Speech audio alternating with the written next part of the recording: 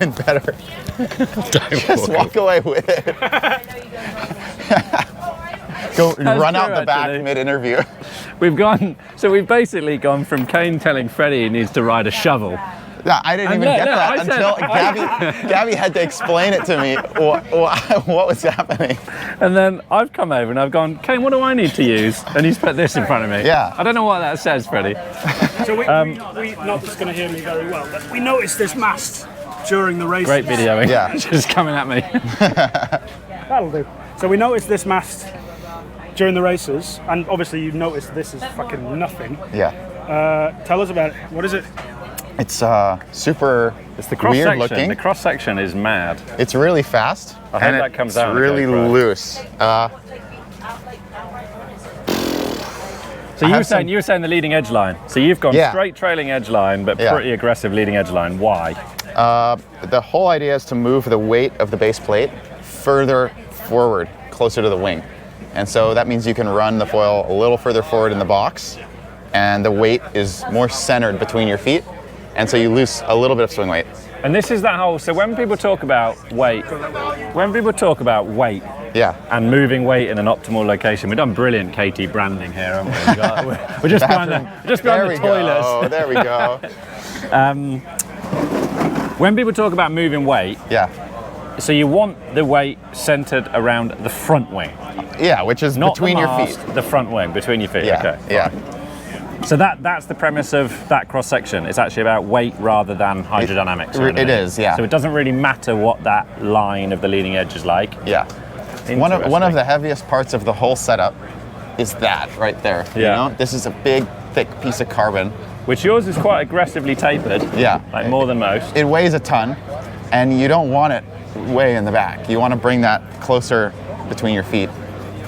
Okay. Yeah, the board will be more responsive. You'll use less energy pumping. Now, my observation when I walked over was just that actually the surface from afar looked pretty shiny. And your immediate comment was, well, yeah, that's because people have covered it in fingerprints. Yeah, I sanded it before on race day, but then since then I haven't cleaned it or anything. So it's an accumulation of fingerprints. And because people love talking about sanding, how did you finish this, Kane? Oh, boy. Took a bit. You can see I put some filler in the leading edge. A lot of the parts. How much difference does that make? Christ. Dude, it's underwater the whole time. Yeah, that's true. Anyways, for race season, we had them send a bunch of parts straight out of the mold. No finish work, still the trim on the edge, everything.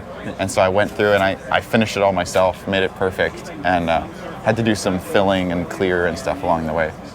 And how many hours? So you received this out of a mold, basically. Yeah. How many hours? How many hours of finishing, or how many hours of finishing? Of finishing? Yeah, 30 minutes, an hour or so. You're right. Is that all? Oh, an hour probably. Oh, okay. Yeah. The masts are easy. Okay. So what is your process? You got a little bit of filling. You put clear on. Yeah. You kind of start. You get the trim off. You know, get the leading edge close, or get most of the trim off, and then you go with filler, and you fill all the little pinholes and stuff. And that's a thickened epoxy, just like a board, or no? Different? I use an acrylic filler. It's acrylic glazing putty, 3M. Okay, yeah. And it's because it dries really fast and it leaves a nice surface finish. And it's super soft to sand. So you don't sand the carbon, but you do sand. Yeah. Okay. So some of the parts I like lathered it on the whole part.